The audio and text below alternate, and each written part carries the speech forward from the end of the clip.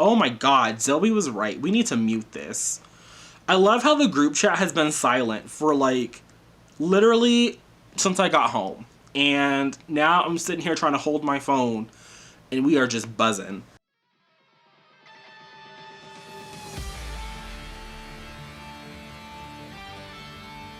What is up, BookTube? It is Monty, and today we are going to be doing the mid-year book freakout tag. Now, at this point, I have read 42 books, and when I was looking through my Goodreads trying to find some answers, I discovered that January and February really fucked me up. In January and February, I bitch read a lot of graphic novels. And I read a lot of graphic novels that I didn't like. So 2020 has actually been low-key a terrible reading year. Not because I've only read 42 things. I think reading 42 books is still a lot. It's still higher than a lot of the years where I was on Goodreads but not making YouTube videos or whatever and I was only reading like 30 things. 42 books for me is a lot. It's great. I'm loving it. I think last year my original Goodreads goal was 52 books, so that was like one book a week or whatever. So hitting 101, I think that's what it was last year. Next level, god tier shit, right? So 42 I think is still great. Am I on track to reach 101 books this year? Probably not. Probably not going to be a thing that happens. But it is what it is. I'm not mad about it. But in order to do this tag, I feel like we're going to have to make some fucking disclaimers right up front, okay? Now, I know that right now everyone is kind of scrambling to try and read as many books by non-white authors, specifically by black authors, as they can. I support them. I love them. I read a lot of white people, okay? I've read 2 things by black people. I read the graphic novel Shuri's. That was by MIDYEAR, and I think there was another writer who was brought on for the last volume of it I read. Didn't like it. Did not fuck with the Shuri. I also read Hair Love by Matthew A. Cherry. That was a beautiful little picture book. Black authors probably not going to be making an appearance on this list. Now, it is what it is, okay? Like I've already admitted to y'all that that's a place that we have acknowledged. We're going to be working on it, but do not try to come for me in the comment section below. I know that this book, this list of answers is not going to be the beautiful rainbow that we would like it to be. It is very much a stack of printer paper. So, with that out of the way, there were also a lot of questions that I couldn't answer for a variety of reasons, and I'll get to those when it's appropriate to do so. That out of the way, let's go to the first question. The first question is, what is the best book that I've read so far in 2020? This was a hard one. It was hard for me to put it in when I was going through it, and I did not want to pick a graphic novel, so all of these answers, okay, that's a lie. Most of the answers are full-length novels, and the best novel that I've read so far this year has to be The Best Lies by Sarah Liu. Excellently done. I've said this many a time. I think I've talked about this every time I've brought this book up on my channel, but if you ever watched that really old Nikki Reed movie that she made with Catherine Hardwicke before Twilight, 13, this book gave me 13 vibes. They're not really the same in terms of story structure. The Best Lies analyzes a toxic friendship through the murder of the main character's boyfriend. And I found that it was beautifully done. Excellently done. Captivating from the very first page. It was an excellent book that got paid dust in 2019. If you have not read The Best Lies by Sarah Liu, cannot recommend it more highly. Honestly cannot. The next question is, what is the best sequel that I've read so far this year? And I don't really have an answer for this one. A new release that you haven't picked up, but you are still wanting to, and for me, that is Check Please Volume 2 by Ngozi Ukazu.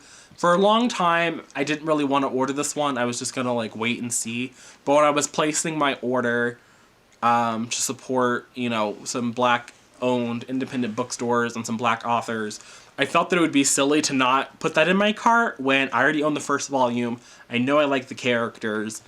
And I want to see the conclusion. So that's what I'm getting. I think it's probably the one that it's out, and I haven't read it yet, and I'm excited to get to it. So definitely check, please. It is by a black author. It is by a black artist. The characters are white. There's a black side character. It's queer. I don't know how Ngozi identifies in terms of their sexuality, but I'm definitely looking forward to getting to that one.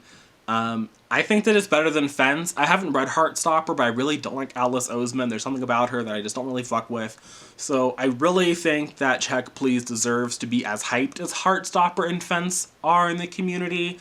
So y'all need to get on it because it's great. And I'm very excited to see what Ngozi comes out with next. Oh my god, Zoe was right. We need to mute this. I love how the group chat has been silent for literally since I got home. And now I'm sitting here trying to hold my phone, and we are just buzzing. just straight buzzing. Next question is my most anticipated release that is yet to come out. And this is where, again, we're acknowledging the whiteness. Okay, we've acknowledged it. There are some other releases that I'm excited about. Alyssa Cole has a thriller. I'm going to put the picture up over here where there's space.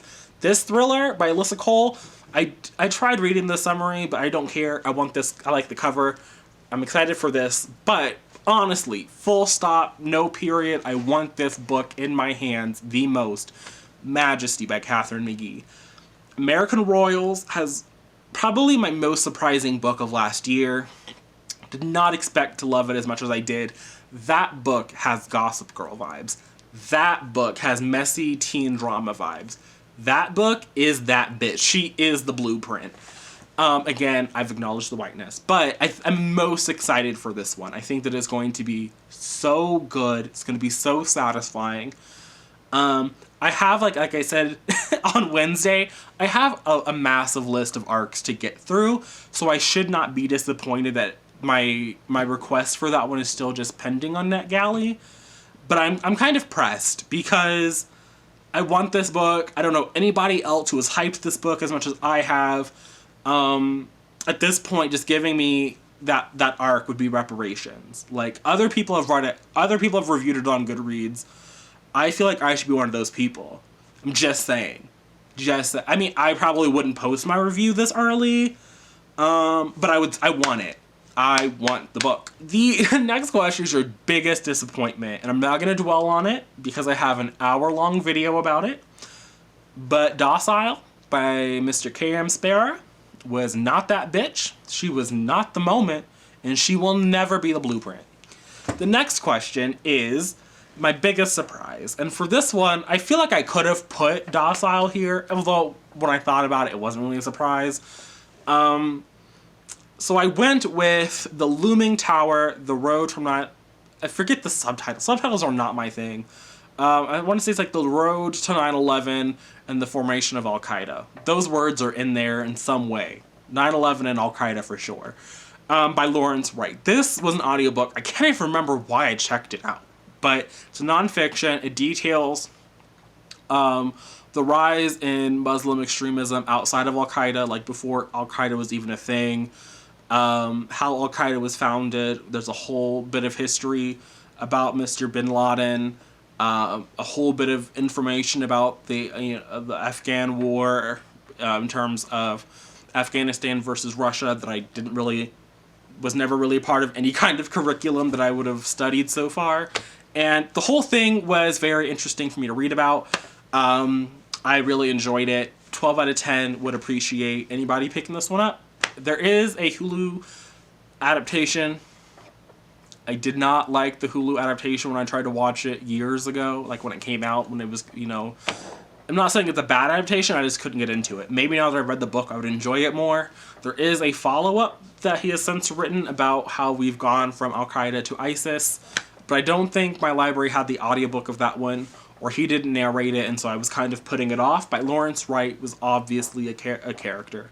A author that I really fucked with, and I appreciate him, and I probably will read more of his work before the year is over. At least I hope to. The next question is who is your favorite new author, either new to you or a debut? I went with a debut for this one, and I'm going to go with Cameron Lund. She wrote The Best Laid Plans. Now, full disclosure, Penguin Teen did send me that one. They did send me a nice, cute little pizza box mailer and some keychains. But I found the book was kind of cute. There is some questionable content. One of the love interests is a little bit old to me, a little bit too old to be trying to get with a freshly 18 college senior. Didn't fuck with that aspect, but I found that the writing was really good when I was reading it. I was really engaged with it, and I was really happy with it. I could have gone with another author that I'm going to talk about a little bit later. I also could have gone with Lawrence Wright because I found his book to be so good. But I think that I'm excited to see what Cameron Lund does next. And I'm hoping that she stays in the contemporary game. I'm always excited when I have new contemporary authors to follow and to get books from. The next question is, who's your new fictional crush? And for a minute, I didn't think I had one. I think last year I didn't really have. I think I went with Pablo from Permanent Record. And this year, I don't think this character is on Pablo's level. But I went with Devil Daddy himself, Mr. Adidas, not Adidas, from Sarah J. Maas's Crescent City. We don't get a lot of Adidas. Mr. Devil Daddy does not appear in the book very often, or very much. But he's the most interesting character in the book. And I'm sadly not a woman, and so Danica would not want me. But Danica could also be up there as a new fictional crush, because Danica, again, most interesting character in the book. So Adidas, the Blondes. The Blondes won Crescent City. Heather would probably disagree, because Heather doesn't fuck with the Blondes, but I would happily fight her on this one. The next question is, who's your new favorite character that you've read this year? I don't really know how favorite character is meant to be different than a fictional crush. I guess Danica. Danica can take favorite character, and Devil Daddy can take crush to himself. Maybe that's how we'll distinguish the two. Because I don't think there's a character out there. I'm going to talk about that book later. So that's what I'll go. I'll give Crescent City these two. We'll split it in half. They'll get, Adidas will take crush. Danica can take character. The book that made me cry didn't happen so far. Probably won't happen. I'll update you at the end of the year if it does. The next question after that is a book that made me happy, and I have to go with More Than Happy? More Than Maybe by Aaron Hahn. This is another book that was meant to come out earlier in the year, and I think it got pushed until July. This is set in Michigan. It follows the son of a washed-up rock star and this assistant manager, booker lady at a local nightclub where the son records a podcast. They're in school, and they get partnered for a project, and it's just cute. It was wholesome, cute goodness. Next question is, what is the most beautiful book that I have bought or received this year? Don't get a lot of book mail, just in terms of presents or anything, which is what I like. I like being able to control what comes into my library and when it comes in. But I have to go with my Rune edition of Chain of Gold by Cassandra Clare. It's stunning, it's gorgeous, she is the moment. I hate how much it costs to ship things from Waterstones to me. I hate their customer service department. I hate my bank. There was a whole kerfuffle getting that edition to me, but it worked out. I own it. Haven't read it. But it's definitely it's not the prettiest book that I own. The prettiest book I own is still Permanent Record. That transparent dust jacket is the moment. Should be the blueprint.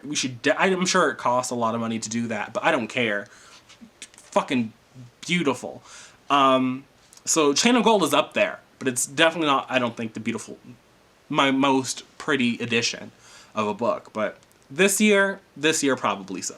The next question, the last question of the tag video, is what books do I need to read by the end of the year? And I listed some that I'm excited to read, but if I don't get to them this year, then I probably also won't die.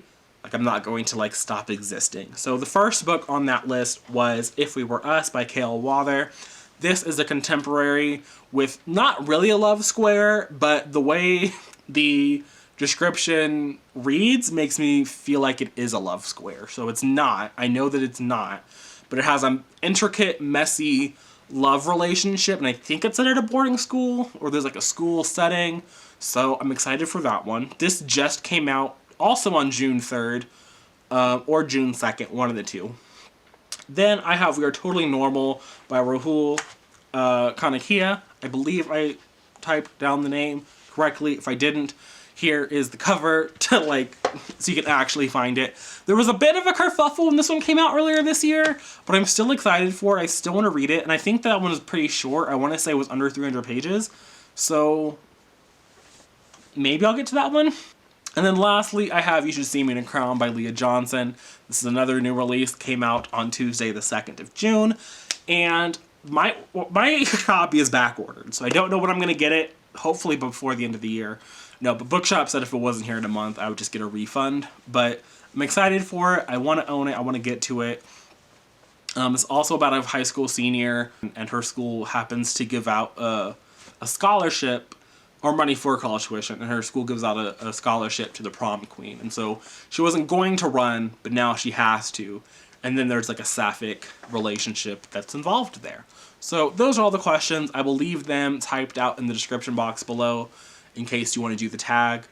I hope you do the tag. If you do the tag, make sure to come onto Twitter, slide into my DMs, at me. I would love to see your answers.